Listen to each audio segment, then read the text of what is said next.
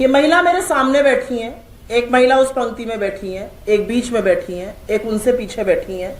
ये कौन सा हैंडबैग लेकर चलेंगी, इसका निर्णय भाजपा नहीं करेगी, इसका निर्णय कोई पुरुष नहीं करेगा, इसका निर्णय वो खुद करेंगी कि वो कौन सा हैंडबैग लेकर चलेंगी। ये जो पेट्रियार्कल मनुस्मृति का माइंडसेट है ना बीजेपी का, कि आप क्या पहनेंगे, क्या खाएंगे, किससे मोहब्बत करेंगे, किससे विवाह रचाएंगे, कहां रहेंगे, किसको पूजेंगे, ये पुरुष डिसाइड करेंगे, ये नहीं होगा। प्रियंका गांधी जी पैलेस्टाइन के इशू पर मुखरता से बोलती हैं और बोलना चाहिए। एक महिला होने के नाते मैं आपसे कह सकती हूं, जो वहां पर छोटे छोटे बच्चों के साथ हुआ वो अपराध है, इट्स अ जेनोसाइड, उसके खिलाफ बोलना चाहिए। और भारतीय सरकार का भी तो यही रुख है, नरेंद्र मोदी का भी तो यह स्टेटमेंट है। क्या भारतीय जनता पार्टी बात करती है? $1.8 मिलियन हम हर साल UNRWA को, जो पैलेस्टाइन रेफ्यूजीज को फंड जाता है, उसको देते थे। 1.8, $2 मिलियन से कम, उसको नरेंद्र मोदी ने बढ़ाकर $5 मिलियन किया। अभी हमने अक्टूबर में, अभी हमने नवंबर में, अगस्त में, जुलाई में पैसा भेजा पैलेस्टाइन। 30-30 मिलियन टन हमने दवाइयां और सामान भेजा राहत का।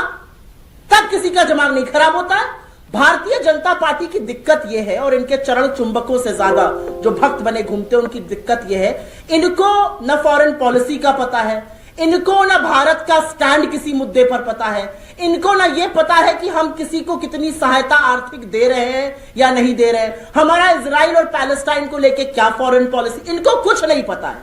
इनको सिर्फ विरोध करना है।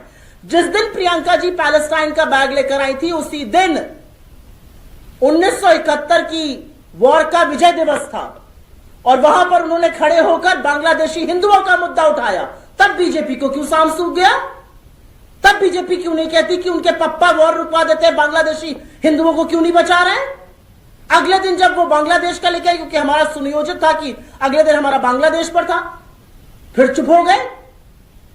भक्तों से मूर्ख प्रजाति दूसरी कोई नहीं है। अभी आपने जाने के बाद कई बार संसद में आप लोगों ने सवाल पूछे, उनका वो आरोप लगाते हैं कांग्रेस को कहना चाहिए। कौन है जॉर्ज सोरोस? कौन है जॉर्ज सोरोस? किसके बाप को फर्क पड़ रहा है जॉर्ज सोरोस क्या कर रहा है अमेरिका में? 142 करोड़ के इस देश के लोकतंत्र में एक 96 साल के बुढ़ऊ उसको खत्म कर देंगे, और बीजेपी ये बोल रही है, और इस बात को टीवी डिबेट्स में और कुछ कुछ अखबारों में छापा जा रहा है। एक 96 साल का, मतलब बुढ़ऊ ही कहूंगी, हमारे यहां तो ऐसे बोला जाता है, अमेरिका में बैठे हुए एक बुढ़ऊ हमारे लोकतंत्र को समाप्त कर देंगे। ये बात भी पचती है आप जैसे मूर्धन्य पत्रकारों को? मुझे तो नहीं लगता पचती होगी। अडानी से बचना है तो जॉर्ज सोरोस का नाम लेना है। इनकी कुत्सित मानसिकता देखिए आप। इन्होंने अगले दिन, हमने बाबा साहब अंबेडकर की फोटो पकड़ के प्रदर्शन किया, इनके ट्विटर हैंडल ने रात को 10:45 पर उस पूरी फोटो को एडिट किया, बाबा साहब की फोटो हटाई और उस पर जॉर्ज सोरोस की फोटो लगाई। आप जॉर्ज सोरोस को भारत विरोधी कहते हैं, तो क्या आप बाबा साहब को इतनी आसानी से किसी भारत विरोधी व्यक्ति से रिप्लेस कर देते? यह आपकी मानसिकता दिखाता है कि आप भारत विरोधी लोगों के साथ खड़े हैं, आप संविधान को भी ऐसे ही रिप्लेस करना चाहते हैं। कौन है जॉर्ज सोरोस? क्या फर्क पड़ता है? जॉर्ज सोरोस को फर्क पड़ता है हिंदुस्तान की बेरोजगारी से, महंगाई से, आर्थिक असमानता से। हमें पड़ता है, आपको पड़ता है, इस देश के सरकार को पड़ना चाहिए, वो नहीं पड़ता है फर्क। क्या जॉर्ज सोरोस ये करते हैं? अडानी पर क्यों नहीं बोलते हैं?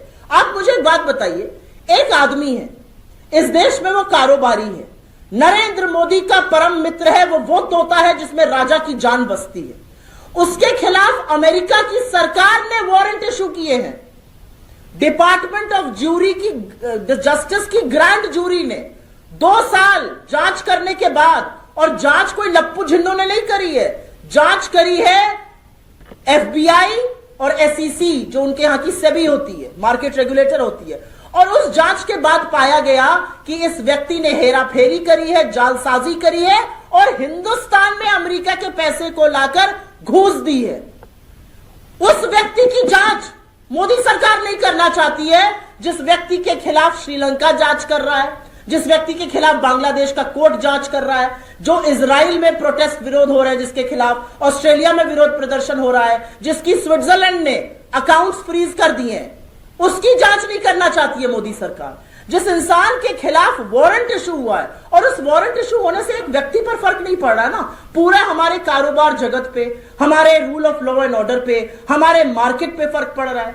और बीजेपी अडानी जी को बचाने के लिए खड़ी है। अरे एक जांच तो करिए, आप तो जो जांच करते हैं उनके हाथ बांध देते हैं। सेबी 18 महीने बाद कोर्ट में जाकर कहती है we have drawn a blank, क्योंकि सेबी प्रमुख का अडानी जी से खूब लेना देना है, और वो सारे साक्ष्य सामने आ रहे हैं, सारी मिली भगत है। ये वो पुआ माल है जो सबने मिलकर खाया है, ये असलियत है। DRI, department of revenue intelligence ने बोला ये कोयला महंगे दाम पर लाए थे और इन्होंने हिंदुस्तान के लोगों से बिजली का दाम बढ़ाया। बजाय उसकी जांच करने के डीआरआई के हाथ बांध दिए जाते हैं। फिर मोदी सरकार के लोग कहते हैं ये विदेशी मीडिया की साजिश है। इनको तो खैर साजिश 21 साल की दिशा रवि थी उसमें भी नजर आती है। विदेशी मीडिया अगर मोदी जी की वंदन कर दे तो वाजिबा हर आदमी शेयर करेगा उसको, फिर वो मॉर्निंग कंसल्ट हो, वॉशिंगटन पोस्ट हो, द गार्जियन हो, सब शेयर करेंगे। अगर वही विदेशी मीडिया ये बताए कि अडानी के भाई से संबंधित 2 लोग चांगचुंग ली और शाबान अली ने भारत के मार्केट में जो रेगुलेशन है उसको तोड़ा है, कोयले का दाम बढ़ाया है मिलकर अडानी के साथ, उस पर बिल्कुल चुप्पी है। तो यह सुई टपक सन्नाटा इसलिए है क्योंकि जो तोता है उस तोते में राजा की जान है। तो जब राजा की तोते का गला दबाया जा रहा है तो राजा के भी तो टिटुआ दब रहा है। मोहन भागवत जी का एक बयान सामने आया, कह रहे हैं कुछ लोग पंडित के नाम पर नेता बन रहे हैं, और दूसरी तरफ राम भद्राचार्य जी कहते हैं कि कोई मोहन भागवत जी नेता नहीं होते। तो क्या ये एक खिंचातान है या फिर किसी रणनीति का हिस्सा, आप क्या मानते हैं? आपको क्या लगता है? आप बताइए ना।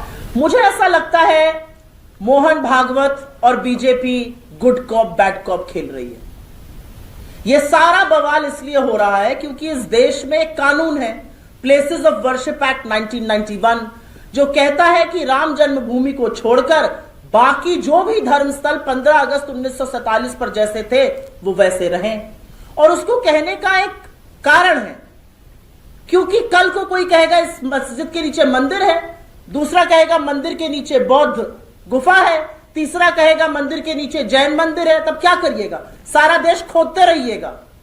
रूस वैक्सीन बना रहा है, हम खुदाई कर रहे हैं। यह असलियत है इस देश की आज की तारीख में। और सिर्फ खुदाई नहीं कर रहे, उस खुदाई में सारे देश को बांझा हुआ है, सारे देश को बरगलाया हुआ है। कौन बात करे रोजगार की, कौन बात करे महंगाई की, आर्थिक असमानता की, इसी में लगाए रहो।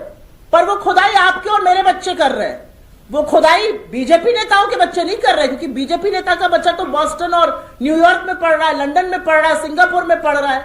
दरी आप बिछाएंगे, भाई आपसे मेरा मतलब है देश की जनता, दरी आप बिछाइएगा उनके कार्यक्रम में, बच्चे आपके धर्म रक्षक बनेंगे, इनके बच्चे बड़ी बड़ी कंपनियों में काम करेंगे और फिर पैराशूट होकर आएंगे, उनको टिकट मिल जाएगा, वो मंत्री बन जाएंगे। ये इनका प्रचलन है। तो 1947 के जो जैसा था वैसा रहे। इस कानून को पारित हुए 1991 में पारित हुआ, तब बीजेपी भी सदन का हिस्सा थी। उसके बाद 99 से 2004 तक अटल जी की सरकार रही, ये कानून रहा। 2014 से 2024 और अब तो 24 खत्म हो गया, हम 25 के मुहाने पर हैं, मोदी जी की सरकार रही। अब बैसाखियों पर है, इसके पहले तो प्रचंड बहुमत था। इस कानून को नहीं बदला गया, मतलब सरकार को इस कानून से कोई आपत्ति नहीं है। लेकिन 2-4 लोग खुदाई कर करके इस देश में उन्माद और उबाल का माहौल रखना चाहते हैं।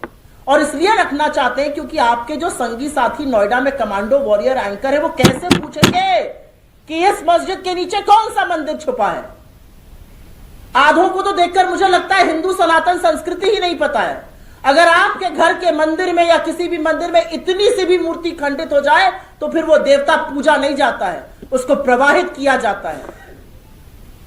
गांव शहर देहात जहां चले जाइए ये प्रचलन है। ये खंडित मूर्तियां निकाल के उसको पेंट कर रहे, ये हिंदू संस्कृति के ध्वजवाहक बने घूम रहे हैं। तो मोहन भागवत जी ने जो कहा है उसको 2 तरह से देखा जा सकता है। वो योगी जी को कह रहे हैं कि मोदी जी को कह रहे हैं, पहले तो ये भी थोड़ा स्पष्ट हो। क्या वो सरकार को कह रहे हैं कि आपके लोग आपके इशारों पर ये कर रहे हैं, कानून व्यवस्था खराब हो रही है, या वो सिर्फ गुड कॉप बन रहे हैं और सरकार को पूरी छूट, पूरा लाइसेंस दे रहे हैं अराजकता फैलाने के लिए? अब तो सुप्रीम कोर्ट ने मोदी सरकार को बोल दिया 4 हफ्ते के अंदर आपका क्या मत है इस पर वो स्पष्ट कीजिए। देखते हैं सरकार क्या बोलती है। Stay ahead with our cutting edge news app. Instantly access the latest shorts in just 1 minute and breaking news in just 50 words. Download now for a smarter, faster news experience.